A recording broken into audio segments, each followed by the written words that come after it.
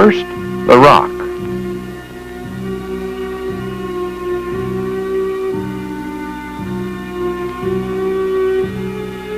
Then the club. Next, the spear.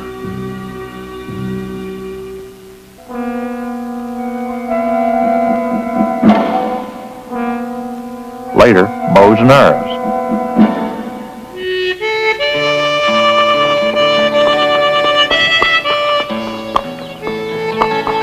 And finally, the gun.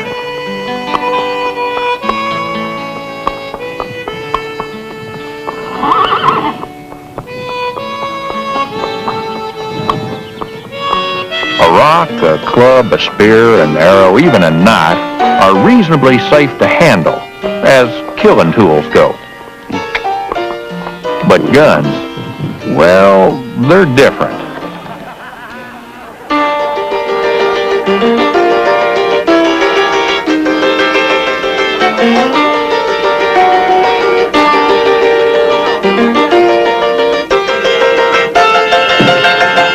I guess you know what you're gonna do when Joe gets here. Don't make any fast moves, Luke. I'll shoot you in the back.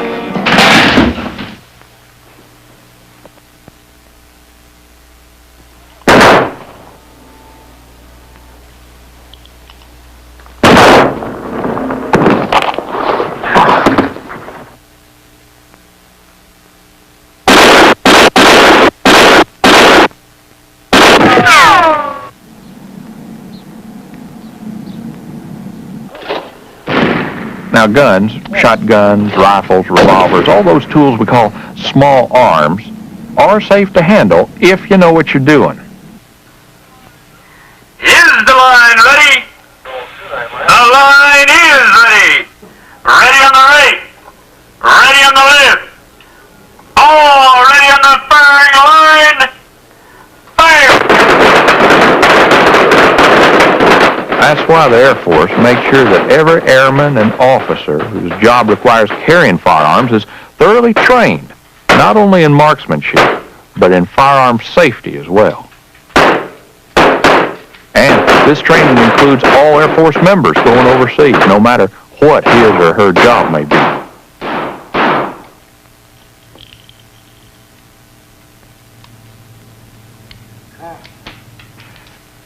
But you know, safety training is one thing. Safe behavior is another. Under direct supervision, trained men will behave safely. But unsupervised, some men disregard their training. This man, for example, Airman Joe Smith. He knows you do not bring firearms into a dormitory, but Joe doesn't really believe it's all that dangerous. This gun is his own property, not an Air Force weapon. Having it in his room is his business. Anyhow, nothing's going to happen. Some other person, some turkey, might cause a mishap, but not him.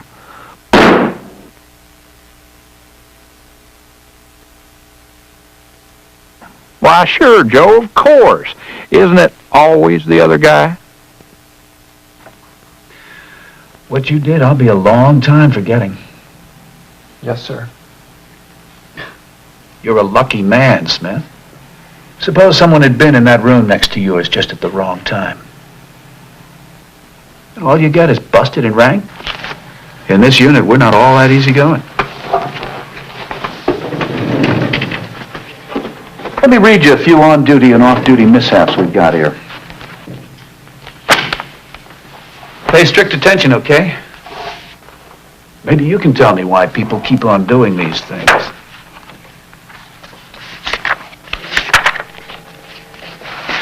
Here's one that happened recently on a base in the Midwest. This event began as an anti-robbery training exercise. Hey, LaFlame, what's going on? Oh, not too much. It's pretty dead out here tonight. Come on in. We need to talk to you for a minute, okay? Go ahead. Okay, thank you much. This is Police 1. This is a training exercise. Armed robbery? Building 223. Base exchange. I repeat, this is a training exercise. Armed robbery, building 223, base exchange. All post patrols, 10-3, unless you have emergency, we have a simulated armed robbery in progress. Flight training exercise at building 223, base exchange. North control of police 2, police 3, and police 4. 1025 and 109 code 2. Police 2, 10-4.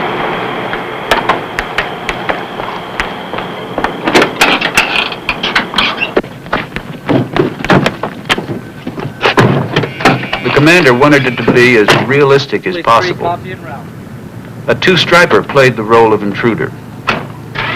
One purpose of the exercise was to check the search techniques of the responding patrols.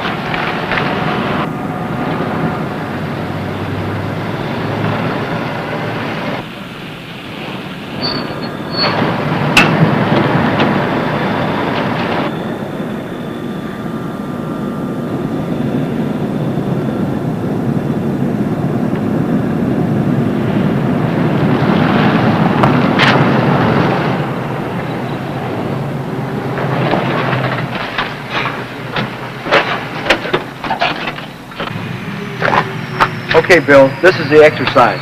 Armed robbery. I want you to go inside and check out the building. Okay?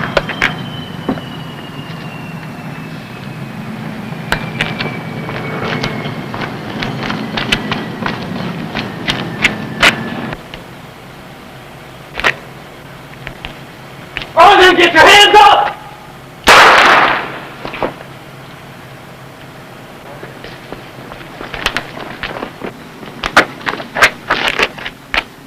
My God, Bill, what'd you do? It's supposed to be an exercise. Go get an ambulance. Shot him right through the eye? That's right. This is kind of far out. But was there any bad blood between them? That'd be a good way to pull off a murder. Killer had a motive, huh? That's not far out. Matter of fact, that's one of the first things the investigating team would check. No, it was unintentional. Pure mishap. He got excited? He lost his cool. The realism got to him. He knew it was just a training exercise, but he reacted without thinking. Well, the incident should tell you that even professionals can have an accident. Well, what'd they give him? What he got is immaterial to the point, which is this was a tragic and unnecessary death of a security policeman. Well, you know, some people don't realize that security police aren't the only types who carry guns on base. For instance, there's couriers who run special errands, like transporting secret documents and delivering large sums of money. They carry .38s, same as you and me. Some of the supply people who handle classified electronic items or store weapons also go armed. And then you've got air crews on certain types of missions. They've had firearm safety training, and occasionally they break some safety rules. Mainly because they can't be bothered to turn their weapons in every evening and check them back out again the next day. Safety rules are often inconvenient. Some men who aren't security policemen are occasionally assigned to guard alert facilities and munition storage areas. They carry M16s or shotguns, or maybe revolvers too. And all these on-base types are potential mishaps. Most individuals are careful, but the things some people do with weapons you wouldn't believe. Yeah, here's one that's sort of like a slapstick comedy, except it's funny like a crutch. Thanks a lot. Okay.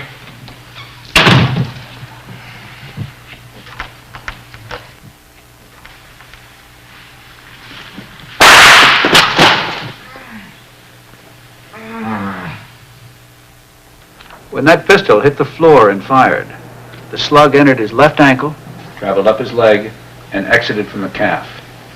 That could have crippled him for life. Well, that's just what it did do. Crippled him for life, but it could have killed him, or someone in the next room. Like when you shot yourself in that mirror. The bullet went through the wall, crossed the room, and hit the opposite wall. You could have killed someone in that room just like that. I've thought about it a lot, Chief. I could have killed someone. It's not going to happen again. Yeah, we sure get some dillies here. Mishaps that are hard to believe. One of these reports tells about a survival instructor who fell asleep with a loaded revolver in his hand. Guess what woke him up?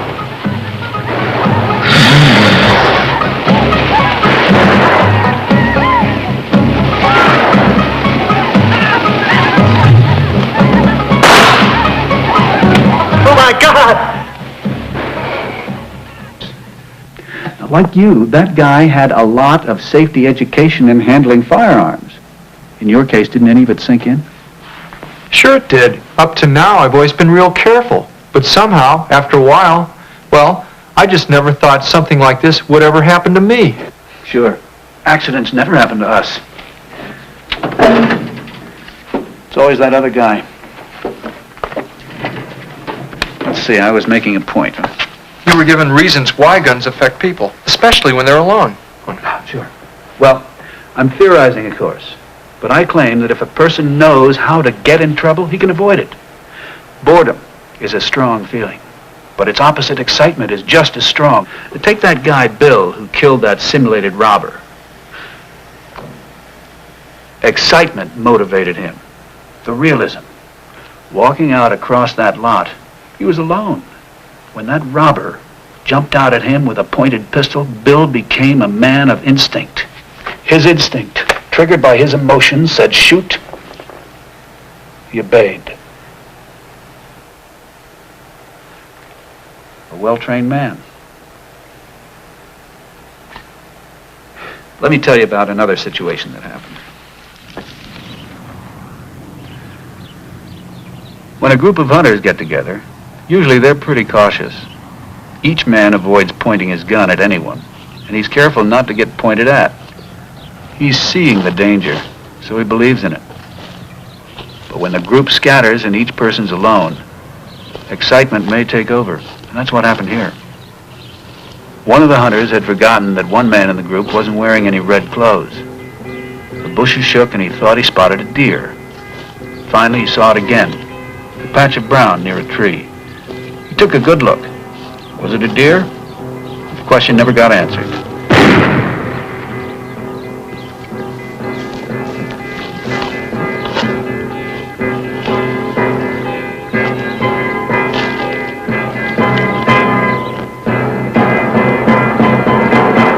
Now, that mishap actually occurred to an air crew member stationed here on this base.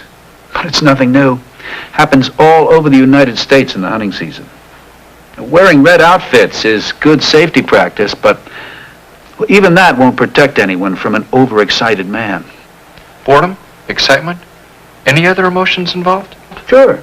There's curiosity, impatience, anger, frustration. Any strong emotion can have an adverse effect on safety.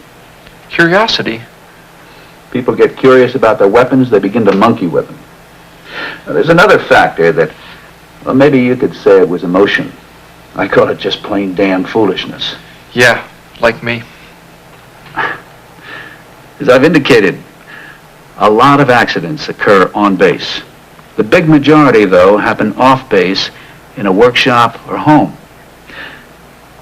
In one 4-year period, there were 39 injuries and 2 fatalities on base. Off base in that same period, there were 278 injuries and 25 fatalities. Off base, a person feels different about the gun that he or she keeps around. It's their gun. It seems to make a lot of difference.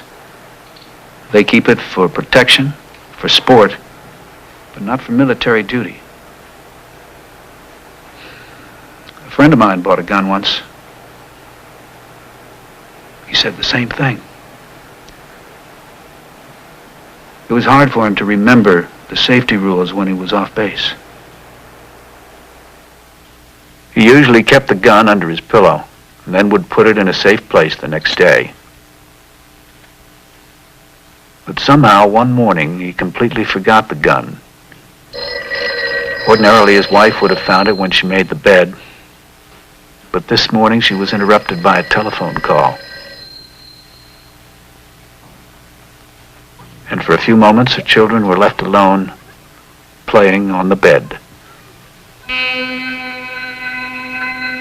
The little boy found this big gun of Daddy's worked the same as his own toy pistol. Only it was a lot harder to cock.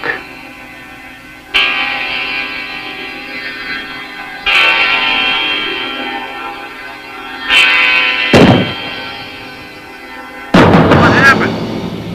What happened? What happened? You know, I used to play with those kids. Maybe that's why I get choked up about weapons safety. It's hard to believe people do such things. Without my own experience, I'd feel stories like that were no concern of mine. But you still haven't answered my question, Chief. You've said why a person gets in trouble. All the safety training I've had says the same things. But you haven't said anything about what to do. Is there a solution? You better believe it. Thorough training is part of the solution. But training can go only so far. At some point along the line, the solution's up to you. Self-discipline, huh? Yeah. Hey, it's been a long day. How about a cup of coffee? Sure. Come on. I mean attitude, belief. You've got to brainwash yourself into believing a gun is always loaded. Learn to look at a gun and see it for what it really is. It's a tool for killing. Take one more look in that chamber. Even though you know it's empty, you'll feel like a fool at first, but you'll be developing one safe attitude.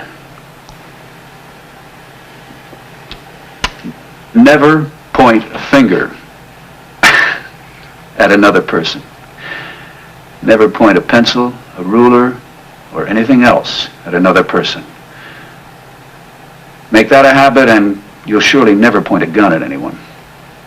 And that's another way to develop a safe attitude. Learn to recognize danger, even when it's invisible. Yeah, it's time to go. Even an idiot can avoid the hazards he can see, like an open flame or a coiled rattlesnake. But when you begin to see what can happen, then you'll be a safe man to have around. Now, just for kicks, develop a safe attitude toward driving a car or using a stepladder or handling a knife. All hazards come from the same family. Well, Smith, I've just about talked myself hoarse. But if any of it sinks in, I'll count it as time well spent. It's sinking in, and I really appreciate the effort. Just a minute, Smith. The commander wanted to boot you out of this unit, but I convinced him to keep you on. Now, if you let me down, I won't let you down. You want to know how I changed the old man's mind? How? I said, well, why get rid of the only guy in this unit with Smith's experience? The only man who ever shot himself in the mirror and lived to tell about it. Yeah, that won't happen again. And I assured him it wouldn't happen again. Okay. That's all. You can go now. You take care, you hear? Thanks a lot again, Chief. Yes, sir. Guns are different. And if you don't handle them right, they'll get you or somebody else. So handle them safely, okay?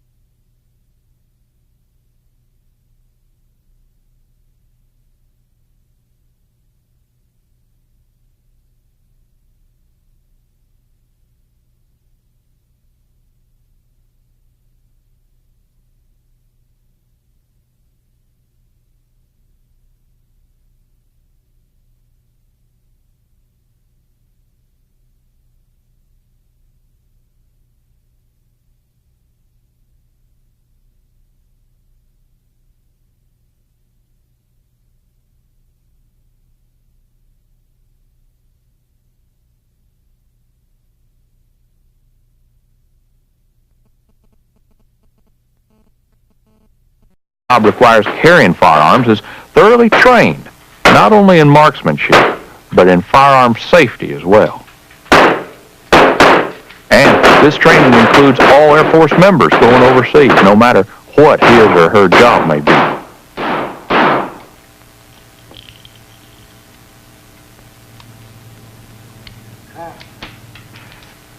But you know, safety training is one thing. Safe behavior is another. Under direct supervision, trained men will behave safely. But unsupervised, some men disregard their training. This man, for example, Airman Joe Smith. He knows. But guns, well, they're different.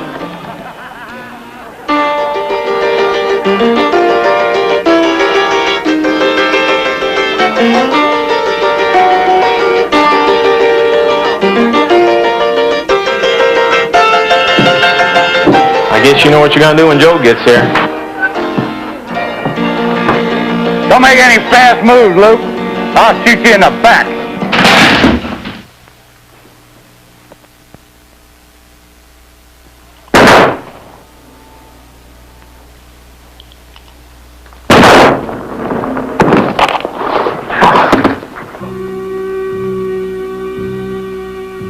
Next, the spear.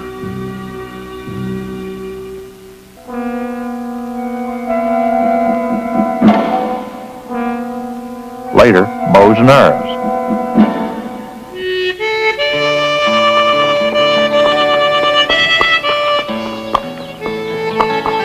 And finally, the gun.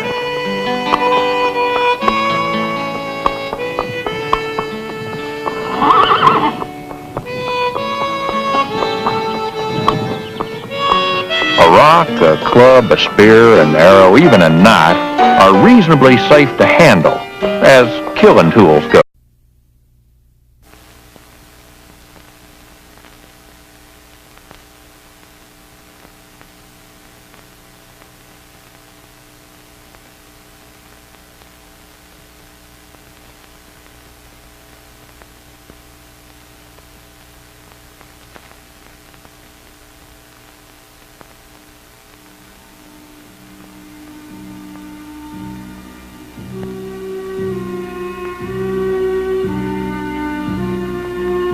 First, the rock.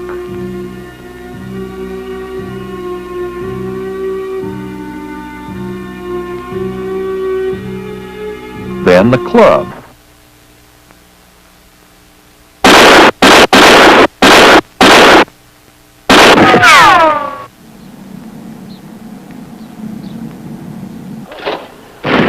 Now guns, shotguns, rifles, revolvers, all those tools we call small arms are safe to handle if you know what you're doing. Is the line ready? The line is ready. Ready on the right. Ready on the left. All ready on the firing line. Fire! That's why the Air Force makes sure that every airman and officer whose job